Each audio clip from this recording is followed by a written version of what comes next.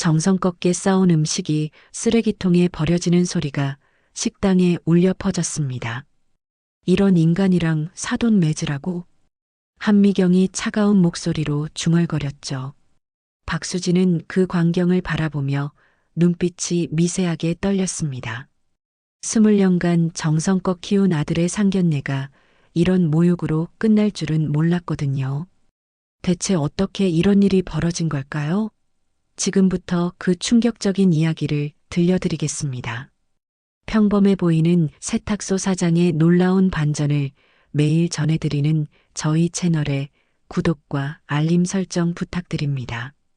사흘 전 새벽 5시 서울 성북구 골목 안쪽 작은 세탁소에서 박수진이 하루를 시작했습니다. 55의 나이에도 허리는 곱고 손놀림은 여전히 빨랐어요. 증기가 피어오르는 다리미질 소리와 함께 고요한 새벽이 깨어났죠. 수지는 25에 남편을 잃고 혼자 아들을 키우며 이 작은 세탁소로 살아왔습니다. 새벽 4시에 일어나 밤 10시까지 일하는 삶이었지만 아들 앞에서는 단 한 번도 힘들다는 소리를 내지 않았어요. 하지만 수진에게는 평생 가슴에 묻고 사는 아픔이 있었습니다. 20년 전 절친했던 친구 김영숙이 사기를 당해 모든 걸 잃고 스스로 목숨을 끊은 일이었죠. 그때 수지는 아무것도 할 수 없었습니다. 가난하고 무능했던 자신이 친구 하나 제대로 지켜주지 못했다는 죄책감이 늘 따라다녔어요. 그때는 내가 너무 약했어. 아무것도 할 수 없었지. 영숙의 사진을 바라보며 수진이 조용히 중얼거렸습니다. 촛불이 흔들리는 작은 제단 앞에서 수진은 매일 밤 친구에게 안부를 전했어요. 그런 과거 때문에 수진은 더욱 강해지기로 결심했습니다. 다시는 소중한 사람을 지키지 못하는 일이 없도록 말이에요. 그렇게 키운 아들 민호는 명문대를 졸업하고 지금은 중견기업 과장이 됐죠. 수진에게 아들은 세상 그 무엇과도 바꿀 수 없는 보물이었습니다. 민호가 첫 월급으로 사준 목도리를 지금도 겨울마다 꺼내 두르고 어버이날 카네이션은 액자에 넣어 세탁소 벽에 걸어뒀어요. 그런 아들이 드디어 결혼을 한다고 했을 때 수진의 가슴은 뜨겁게 울렁했습니다. 기쁨 반, 걱정되는 반이었죠. 혹시 또다시 나쁜 사람들 때문에 소중한 가족이 상처받는 일은 없을까 하는 불안감이 스쳤거든요. 영수가, 이번엔 내가 꼭 지켜낼게. 우리 민호만큼은 행복하게 해줄 거야. 수지는 친구의 사진 앞에서 다짐했습니다. 20년 전 무력했던 자신과는 다르다고, 이제는 가족을 지킬 힘이 있다고 말이에요. 며칠 뒤 저녁, 민호가 퇴근해서 세탁소로 들어왔습니다. 평소와 달리 얼굴에 설렘이 가득했어요. 엄마, 저녁 같이 드실래요? 근처 식당에 앉은 민호는 망설이다가 입을 열었습니다. 엄마, 사실은 제가 결혼하고 싶은 사람이 있어요. 이름은 한소영이고요. 제 회사 협력업체에서 일해요. 민호의 눈이 반짝였습니다. 수지는 아들의 행복한 모습을 보며 가슴이 뭉클해졌어요. 그럼 언제 만나볼까? 다음 주에 상견례 하기로 했어요. 처갓집에서 장소 정해주신다고 하네요. 집으로 돌아온 수지는 옷장을 열어봤습니다. 정장이라곤 검은색 투피스 하나뿐이었어요. 수지는 동네 옷가게에서 베이지색 재킷과 치마를 한 벌 샀죠.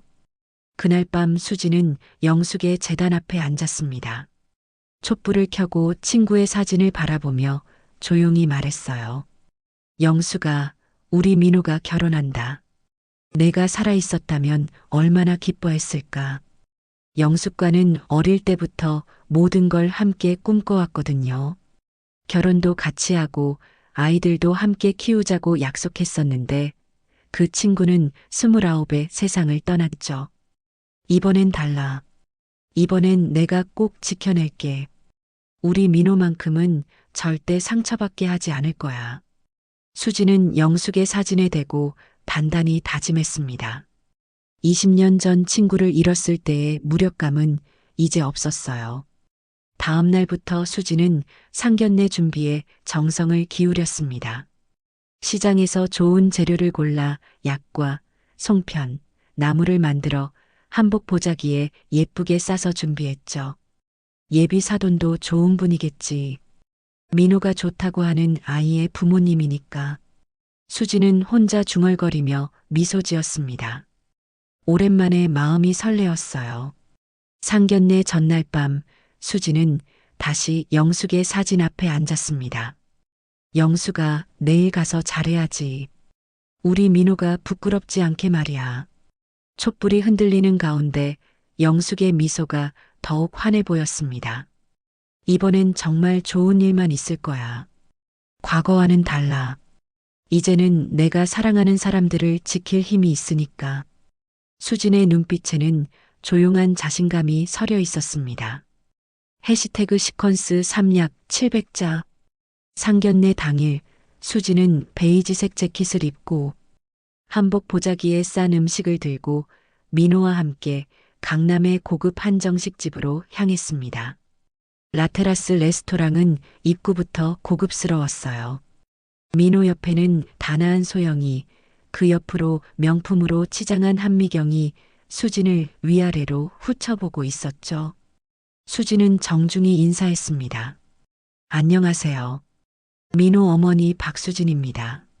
하지만 한미경은 가볍게 턱만 까딱이며 차갑게 시선을 돌렸어요. 수진의 소박한 차림을 보더니 비웃는 표정을 지었죠. 자리에 앉자마자 한미경의 공격이 시작됐습니다. 어머, 무슨 냄새가 이상하게 나네요? 저기요, 환기 좀 시켜주세요. 이 사람 때문에 식당에 세제 냄새가 나는 것 같아서요. 수지는 얼굴이 화끈거렸지만 아무 말도 하지 않았습니다. 민호가 얼굴을 붉히며 입을 열려는 순간 수진이 재빨리 아들의 손을 잡고 작게 고개를 저었어요. 수진의 손이 미세하게 떨렸지만 표정은 침착했죠. 한미경은 수진이 준비해온 한복 보자기를 보며 코웃음을 쳤습니다. 요즘 시대에 이런 걸 가져오시네요? 정말 시골스럽다. 저것들 좀 치워주세요. 수진이 밤새 정성껏 만든 약과와 송편이 웨이터의 손에 들려 멀어져 갔습니다. 사돈께서는 무슨 일 하세요? 작은 세탁소를 운영하고 있습니다. 한미경의 얼굴에 명백한 실망이 스쳤어요. 아, 세탁소요? 그럼 하루 종일 그 냄새와 함께 사시는군요. 그래서 그런 냄새가. 한미경이 대놓고 혐오스럽다는 표정을 지었습니다. 식사가 진행되는 동안 한미경은 계속해서 수진을 모욕했어요. 요즘 같은 세상에 자식 결혼시키려면 어느 정도는 준비가 되어 있어야 하는 거 아닌가요? 솔직히 격이 맞아야 아이들도 행복하게 사는 거잖아요. 수지는 그 모든 말을 참고 견뎠습니다. 하지만 가슴속에서는 무언가가 끓어오르고 있었어요. 식사가 끝날 무렵 수지는 화장실로 향했습니다. 거울 앞에 선 수진의 얼굴은 창백했고 몸이 떨렸어요. 갑자기 속이 뒤집혀 화장실 칸으로 달려가 토해냈습니다. 떨리는 손으로 물을 마시며 수지는 거울 속 자신을 바라봤어요. 20년 전 영숙이 모욕당하던 그때와 똑같은 기분이었습니다. 해시태그 시퀀스 사약 700자. 며칠 뒤 한미경이 전화를 걸어왔습니다. 사돈, 우리 집에 한번 오세요. 결혼 준비 이야기도 나눠봐야죠. 수지는 민호와 함께 강남 라테라스 타워 최고층으로 향했습니다. 42층 펜트하우스는 거대한 거실과 한강뷰, 대리석 바닥으로 화려했어요. 어때요? 이런 고급 아파트는 처음 와보시죠? 한미경이 팔짱을 끼고 집안을 자랑했습니다. 여기 바닥이 전부 이탈리아산 대리석이에요. 한 평에 몇백씩 들어간 거라고요. 갑자기 한미경이 표정을 바꾸며 창고에서 청소용품들을 꺼내왔습니다. 사돈, 혹시 우리 집 청소 좀 도와주실 수 있어요? 전문가시잖아요. 세탁소 하시니까 이런 거 잘하시겠죠? 한미경이 걸레, 세제, 진공 청소기를 수진 앞에 내려놓았어요. 수진은 멈칫했지만 조용히 청소용품을 집어들었습니다. 민호가 얼굴을 붉히며 다가왔어요. 아줌마, 이건 너무하는 거 아니에요? 우리 엄마가 왜? 민호 씨, 엄마가 이 모양이니까 아들도 그 수준이네요. 예의가 뭔지도 모르고. 민호의 얼굴이 새하얗게 질렸어요. 수지는 아들을 향해 작게 고개를 저으며 청소를 시작했습니다. 떨리는 손으로 걸레질을 하는 동안 한미경은 소파에 앉아 구경했어요. 1시간 후 수진이 화장실을 사용하려고 하자 한미경이 막아섰습니다. 잠깐만요. 당신 같은 사람이 우리 집 화장실 쓰는 건 좀 그래요. 밑에 공중화장실 있으니까 그거 이용하세요. 지하 주차장 공중화장실로 내려간 수지는 거울 앞에 섰어요. 청소하느라 흐트러진 머리와 더러워진 옷이 초라해 보였습니다. 영수가, 너도 이런 기분이었구나. 이렇게 무시당하고 짓밟당하는 기분이. 수진의 목소리가 떨렸습니다. 20년 전 친구가 겪었을 고통이 이제야 이해되었어요. 다시 펜트하우스로 올라가자 한미경이 마지막 한마디를 던졌습니다. 다음에 올 때는 좀 더 단정한 옷 입고 오세요. 우리 집 격이 안 맞거든요. 수지는 그저 고개만 끄덕이고 민호와 함께 집을 나섰어요. 해시태그 시퀀스 5약 700자. 일주일 후 한미경이 예단 이야기를 하자며 수진을 백화점 카페로 불러냈습니다. 준비해온 리스트에는 명품 가방, 시계, 의류가 빼곡했어요. 총액은 거의 1억에 가까웠죠. 요즘 예단이 이 정도는 되어야 해요. 우리 소영이가 친구들한테 창피당하면 안 되잖아요. 수진이 조용히 말했습니다. 조금 과한 것 같은데요. 민호 월급으로는. 그럼 결혼 포기하세요. 솔직히 우리 소영이 급이 이런 게 아니거든요. 그때 수지는 한미경의 얼굴을 자세히 보게 되었습니다. 어디서 본 듯한 느낌이 들었어요. 갑자기 기억이 떠올랐죠. 잠깐, 혹시 당신이 한미경 씨 맞나요? 김영숙, 그 아이를 알죠? 당신이 사기쳐서 죽게 만든. 한미경의 얼굴이 순간 굳어졌습니다. 영숙이가 제 절친이었어요. 당신 때문에 모든 걸 잃고 스스로 목숨을 끊었죠. 수진의 목소리가 떨렸어요. 20년간 가슴에 묻어둔 분노가 올라오고 있었습니다. 그게 뭐 어쨌다는 거예요? 옛날 일 가지고. 어쨌다고요? 수진의 눈에서 눈물이 흘렸습니다. 그때 소영이 다가왔어요. 어머니, 무슨 일이에요? 솔직히 말씀드릴게요. 저 민호 오빠는 좋아하는데 시어머니는 정말 바꾸고 싶어요. 이런 분이 시어머니라니. 소영이 대놓고 말했습니다. 수지는 충격에 말을 잇지 못했어요. 그때 민호가 나타났습니다. 회사에서 급히 나온 모양이었죠.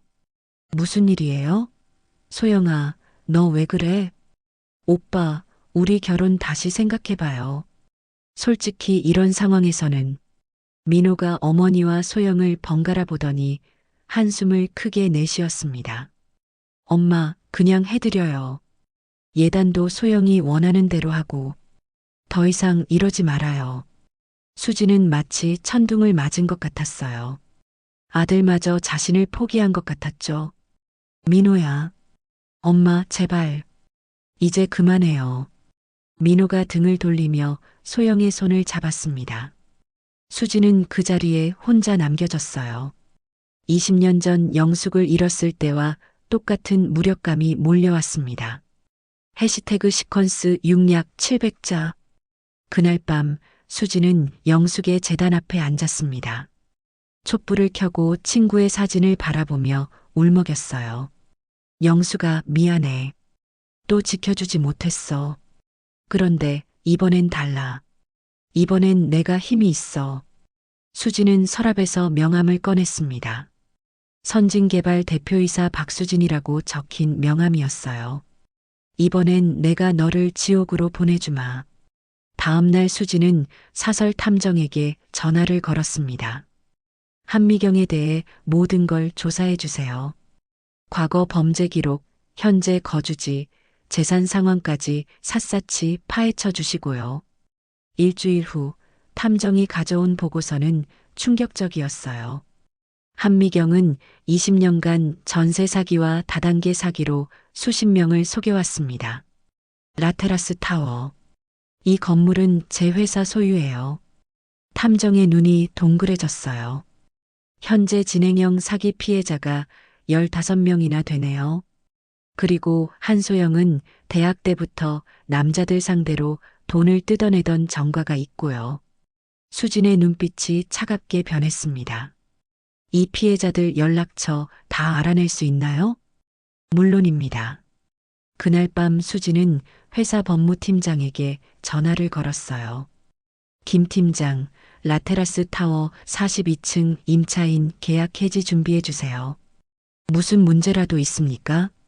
곧 큰 청소를 할 예정입니다. 수진은 영숙의 사진을 바라봤습니다.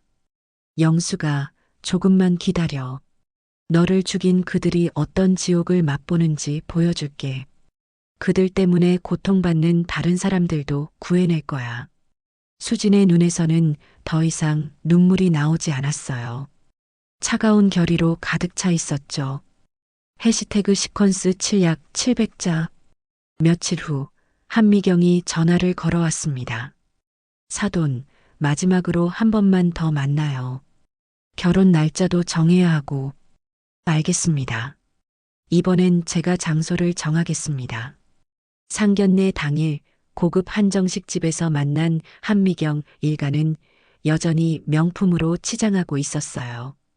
자리에 앉은 수지는 평소와 다름없이 조용했지만 눈빛은 차가웠습니다. 미경 씨, 20년 전 김영숙이라는 여자를 기억하시나요? 한미경의 얼굴이 굳어졌어요. 당신이 다단계 사기로 그 아이의 전 재산을 빼앗고 절망에 빠진 그 아이가 스스로 목숨을 끊었죠. 영숙이는 제 절친이었습니다. 수지는 고함 한 번 지르지 않고 차분히 말했어요. 그리고 지금도 라테라스 타워에서 15명을 상대로 전세 사기를 진행 중이시죠. 한미경이 떨리는 목소리로 물었습니다. 당신이 뭔데 그런 걸 알아? 저는 박수진입니다. 선진개발 대표이사이자 라테라스 타워의 실제 소유주죠. 한미경과 소영의 입이 떡 벌어졌어요. 수진은 핸드폰을 꺼내 전화를 걸었습니다. 김 팀장, 지금 즉시 라테라스 타워 42층 계약 해지 집행해 주세요. 그리고 경찰서와 국세청에도 연락하시고요. 잠깐만요. 이건 함정이에요. 한미경이 벌떡 일어나며 소리쳤어요. 함정이 아닙니다. 정의입니다. 당신들의 모든 범죄 증거는 이미 관련 기관에 전달됐습니다. 수지는 자리에서 일어나며 마지막으로 말했어요. 영수가 이제 편히 쉬어. 너를 죽인 그들이 마땅한 대가를 치르게 됐어. 식당 밖으로 경찰차와 국세청 차량이 도착하는 소리가 들려왔습니다. 해시태그 시퀀스 8약 700자. 한 달 후 뉴스에서 충격적인 소식이 전해졌습니다. 대규모 전세 사기 주범 한미경과 그 일가가 구속됐습니다.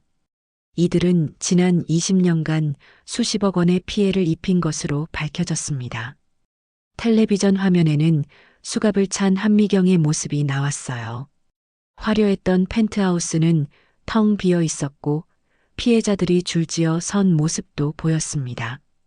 선진개발에서는 이번 사건의 모든 피해자들에게 전액 배상하겠다고 발표했습니다. 수지는 세탁소에서 그 뉴스를 보며 조용히 고개를 끄덕였어요. 일주일 뒤 수지는 한 대학교 앞에 섰습니다. 새로 지어진 건물 앞에는 김영숙 장학재단이라는 현판이 걸려 있었어요. 건물 입구에는 영숙의 사진과 함께 이런 글귀가 새겨져 있었습니다. 어려운 환경에서도 꿈을 포기하지 않는 학생들을 위해. 수지는 그 현판을 바라보며 20년 만에 처음으로 환하게 미소를 지었습니다. 가슴 깊은 곳에 응어리져 있던 무언가가 풀어지는 느낌이었어요. 영수가 이제 정말 편히 쉬어. 너의 이름으로 많은 아이들이 꿈을 이룰 거야. 그때 누군가가 뒤에서 다가왔습니다. 민호였어요. 엄마, 여기 계셨구나. 민호는 어머니 곁에 서서 현판을 바라봤어요. 엄마, 그동안 정말 죄송했어요. 제가 너무 어리석었어요. 수진이 아들의 손을 잡았습니다. 괜찮다. 이제 다 끝났어. 너도 새로운 시작을 해야지. 소영과는 완전히 정리했어요. 앞으로는 진짜 사랑하는 사람을 만나고 싶어요. 민호의 목소리가 단단해져 있었어요. 수지는 아들을 바라보며 말했습니다. 복수의 끝은 평온이란다. 이제 우리도 평범하게 살아보자. 저녁 무렵 수지는 다시 세탁소로 돌아왔습니다. 영숙의 제단 앞에 앉아 촛불을 켰어요. 하지만 이번에는 눈물이 아닌 평온한 미소가 얼굴에 떠올랐습니다. 영수가 고마워. 너 덕분에 나도 진짜 중요한 게 뭔지 알게 됐어. 복수보다 더 소중한 건 사랑하는 사람들을 지키는 거였어. 밖에서는 민호가 세탁물을 정리하는 소리가 들려왔어요. 아들이 어머니를 도우러 온 것이었죠. 엄마, 저녁은 뭐 드실래요? 제가 해드릴게요. 수지는 그 목소리를 들으며 조용히 미소 지었습니다. 20년간 무거웠던 마음이 드디어 가벼워진 기분이었어요.